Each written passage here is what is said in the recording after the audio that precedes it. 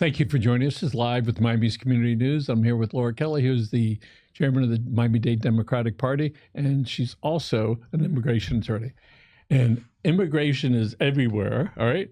And all this stuff that's going on, we're sort of like one of the main points throughout the country. Yeah. There's 3 or 4, but specifically in Miami, we have the alligator Alcatraz out there. We have people that are being picked up frequently. Putting aside whether it is they are legal or not, right? The figures that I saw the other day, only about 20% of the people that were being picked up were criminals. Is that the figure that you continue to hear? Yeah, or less. And also, I think the question is, what is a criminal? A lot of people have been charged with crimes. They've not been convicted. And the fact of the matter is, just being charged under our Constitution, people are innocent until proven guilty. So I think that figure is actually a lot lower. But the vast majority of people who are being picked up have no convictions and no charges. So there was somebody I know whose 60-year-old mother was in the process of filling out the paperwork. They told her to finish the last couple things of paperwork and to come in for a hearing. Mm-hmm. There's a place off of Kendall Drive, I guess, over there. The Kendall Field office, yeah. Field office. Are they gonna, when she shows up, is that going to be an actual hearing, or do they go? Is that like a judge or a magistrate, or how does that work? It's an interview. It's with a USCIS officer, so U.S. Citizenship and Immigration Services. It should be an interview, not a hearing. So it's not adversarial. It should be one officer asking questions to make sure the paperwork is all correct and that everything is above board. But there are people who have been picked up and detained at the various field offices we have around South Florida, including the Kendall Field office. So from what I recall, this one attorney, happened to be a young lady, goes in with her client to a hearing.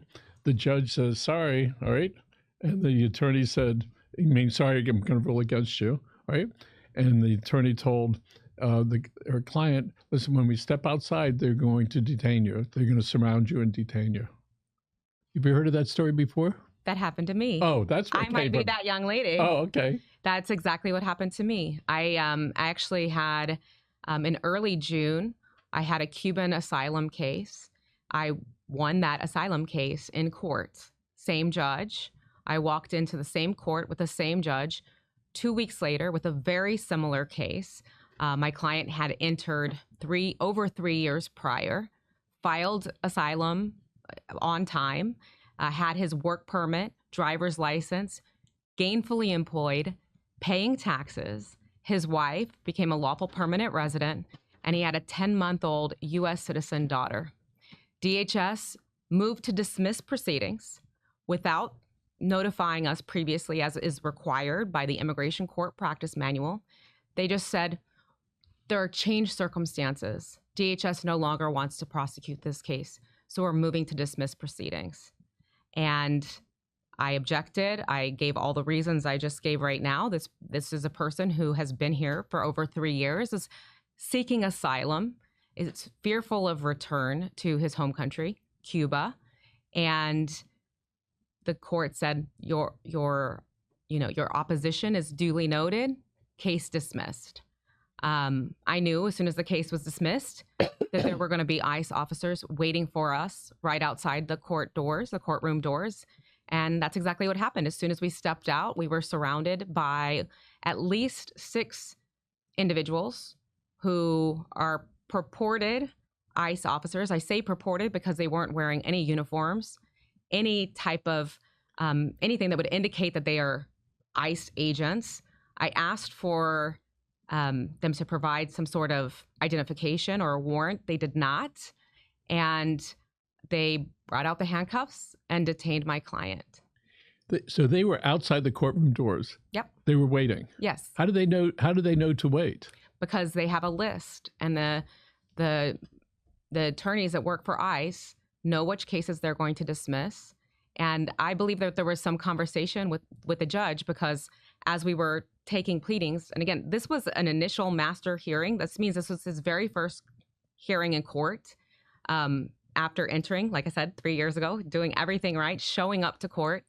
And after we took the pleadings, that means like what the allegations were against him, the judge turned and looked to the ICE attorney as if to say, now what? And I had never seen that before. So it seemed like everybody knew in that. Except for you and for your client. Exactly, in that courtroom, what was going to happen. And let me say this, ex parte communications between whether it's ICE attorneys or respondent Explain attorneys. to people what that means. That means that that the judge should not have any communication on a case that is alone with either party, that every communication should include both parties. But she knew, and everyone knew, and my client was on a list, even though he had been here for 3 years. As an attorney and representing people, that must have been pretty distressing to see that happen. It was very traumatic. Obviously more traumatic for my client and his family. But as an attorney, the helplessness in that moment was incredible. And the guilt, because I had to think, was there anything that I could have done differently?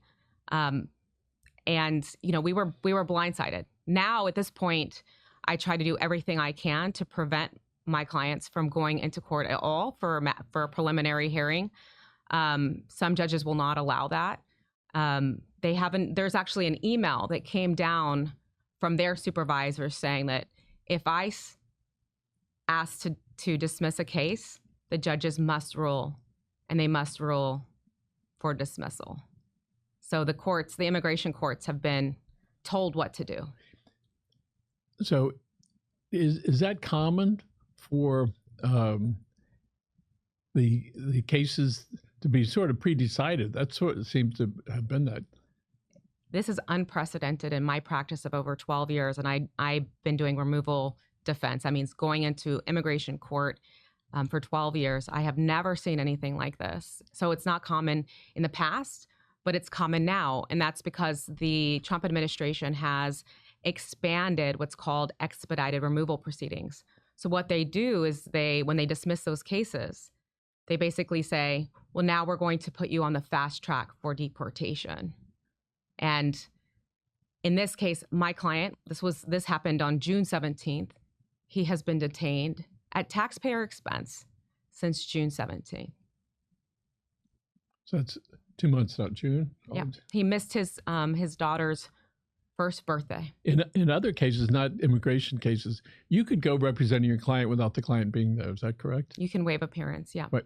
But in this, you're not allowed to do that anymore for immigration. No, we used to be able to also appear via video conference. Now they're no longer allowing our clients to appear via video conference. In fact, I had a case that was scheduled for a video conference hearing for over 2 years. Literally 12 days before the hearing, they made it in person. So pray tell, Counselor, why is that changed now? Because they want to effectuate this expedited removal process by the Trump administration. So what does all this look like in 6 months or a year or 2 years from now? I can't answer that. I don't know, because I mean,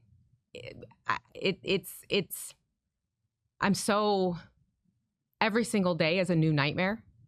And so it's hard to say what it looks like. You're almost speechless. I am, because it is so frustrating to be an attorney, to have studied the law, to have been practicing for so long, and to be able to trust that what the law says is what the law means.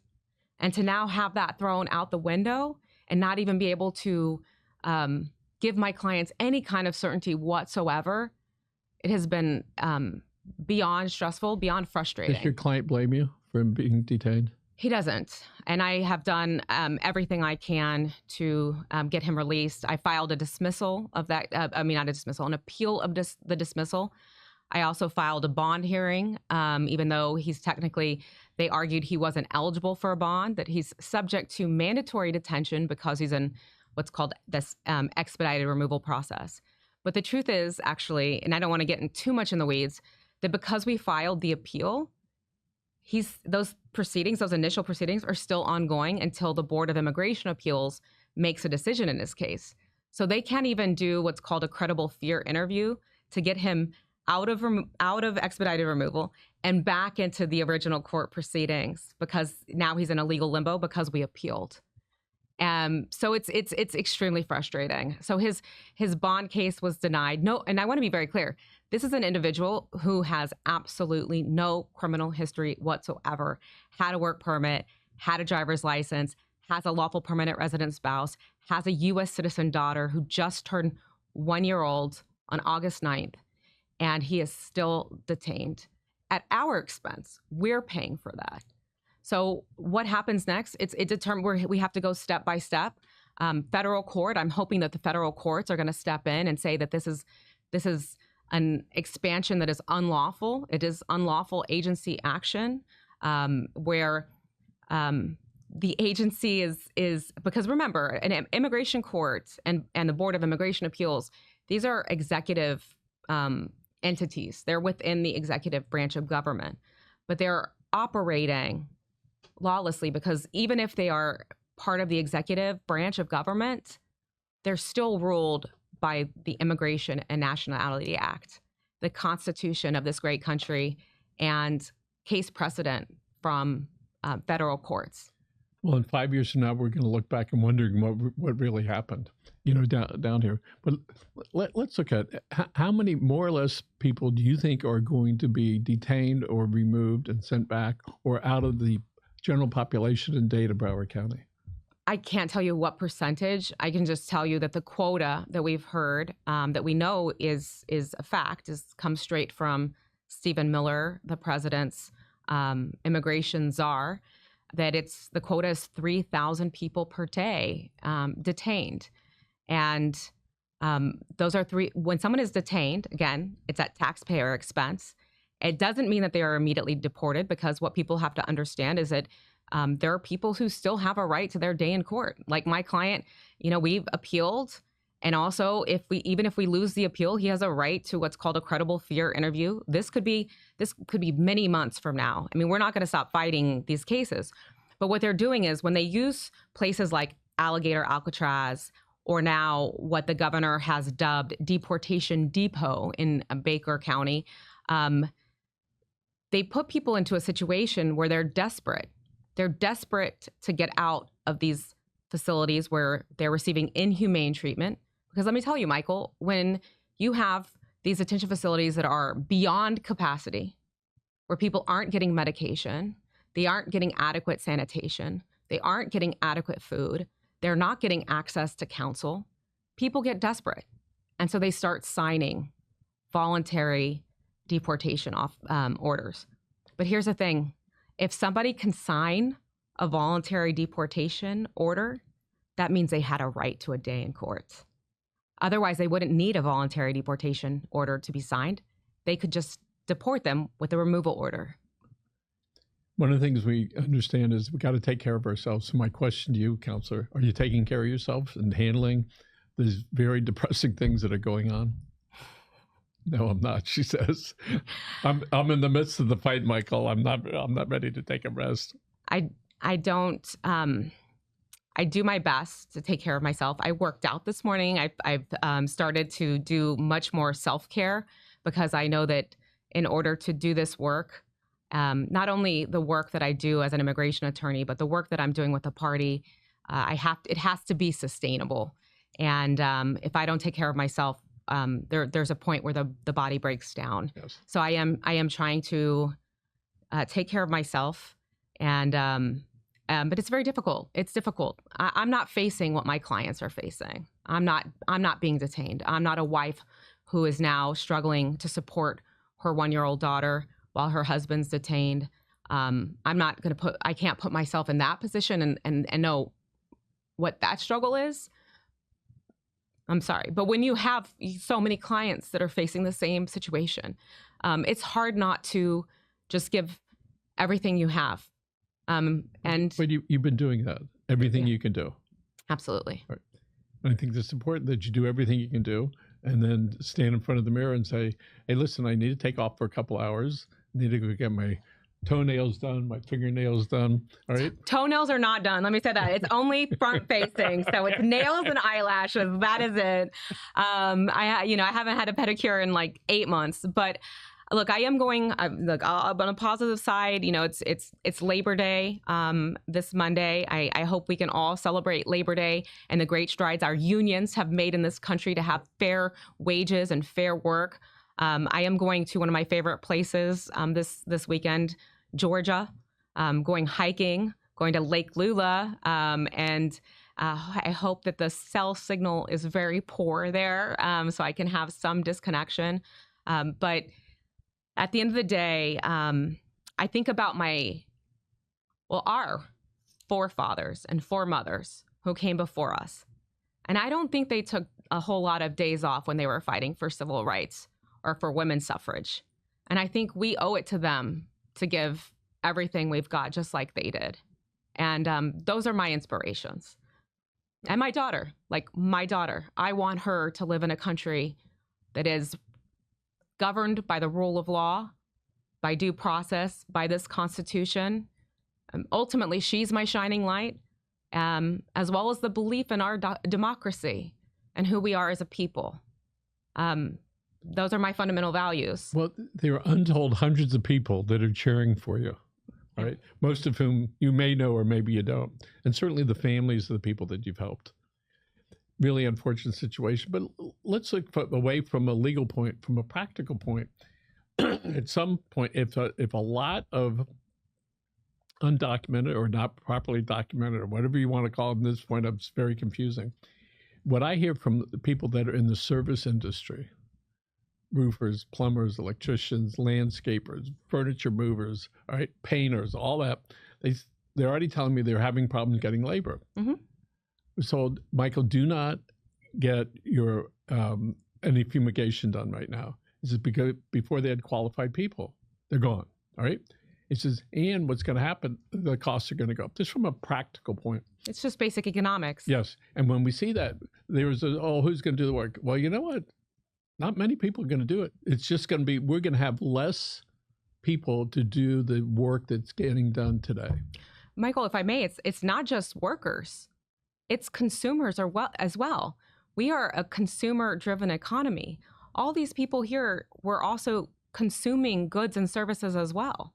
And so when we talk about our national economy and losing 3,000 workers as well as 3,000 consumers, 3,000 taxpayers every single day, that has a negative impact on our economy. And we're seeing it locally, not just in the people trying to hire workers, but we're seeing, I believe, I was at a restaurant 2 weeks ago in Coral Gables talking to a server that I know, and he told me that 20 restaurants had shut down already. So this impacts us on a daily basis. Deral, but let me back. What's happened with the TPS for Venezuelans? Is that on hold now, or is that what's going on with that? Well, the people have lost their TPS. The Supreme Court has said that they can. So they're getting picked. They're being treated just like everybody else. So in Doral, a huge percentage of people that live there are Venezuelan. Mm-hmm. Is it proper to say then a huge percentage of people that are there are also on TPS? Is that an equation that's accurate? I think that and I think we have TPS recipients from, throughout South Florida from various nationalities. But Doral, we would have the highest concentration of Venezuelan TPS holders. So as you point out, these people go to the stores, they buy clothes, they buy the food, all right? And they work in those same establishments. So exactly. Pretty soon, all right, there are going to be less people to do that, whether it's going to be 10% or 20%. But at some point, I already know that you can see it all in the works. I know a guy that's in the service business. So what about these guys that work for you? He said, Michael, they know they're going to get picked up. They're just going to, when they get picked up, they'll just say, all right, I'm out. They're sending their money back to wherever it happens to be. I said, so what are you going to do when you run out? He said, I don't know. He says, we're just going to keep going. He's legal, right?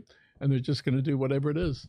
Ultimately, what's going to happen for the people, the consumers of the service industry, right? We are the ones, all right, put aside the legal end. We're the ones that are going to pay the price and suffer the consequences of not having enough labor. Because nobody that I know, all right, is going to say, hey, I'm going to go up on that roof, all right? Ain't going to happen, all right? They're not going to do the yards. Right?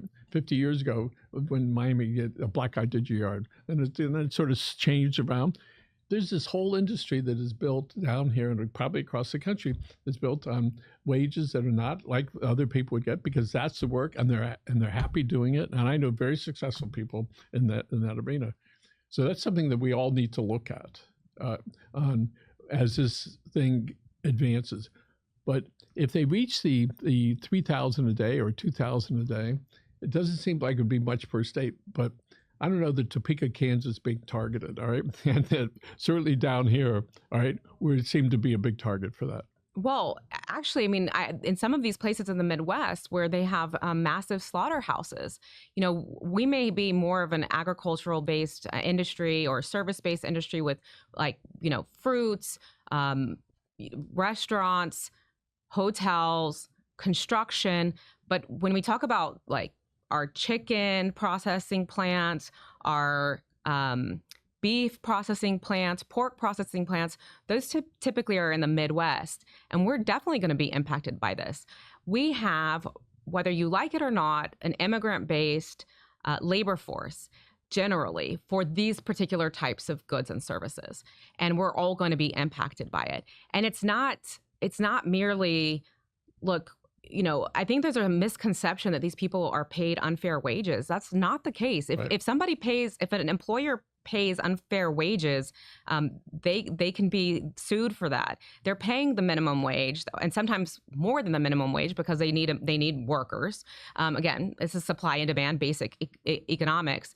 But the fact is that because we do not have a immigration policy that reflects the reality of our labor market, we are going to suffer. And I've been seeing some things, I try to stay off of Twitter and the comment section of various social media platforms as much as possible for my own sanity. That's one of the ways I take care of myself. But I keep seeing this idea that, when all these people are deported, there's going to be more housing. Yeah, that's not how this is going to work. Many of these people are renters. They're not necessarily homeowners, although there are a number of homeowners. But if you are a homeowner that rents out, or even a corporate, corporate rental, agency, who's going to be renting these homes?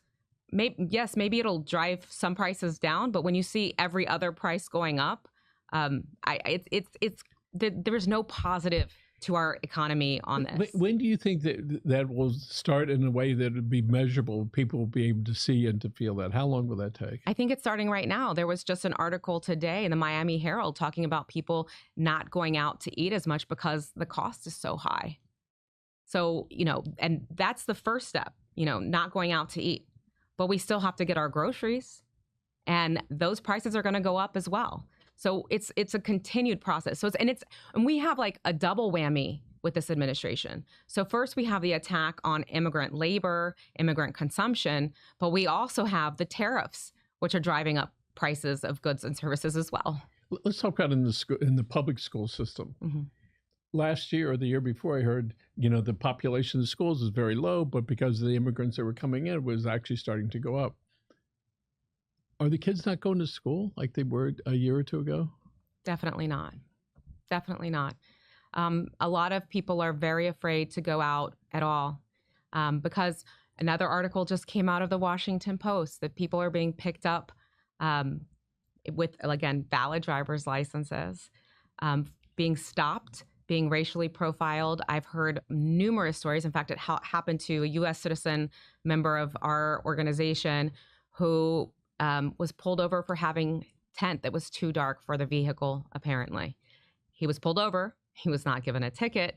But again, they're using these reasons to stop people. Because of the way they look, color of their skin and their hair. Absolutely. And then also the fact of the matter is that the more people you pull over, the more likely you're going to catch somebody who, when they run, that driver's license, and it goes through the system now, the shared information, they can call ICE right there because they're essentially our state highway patrol are deputized ICE agents.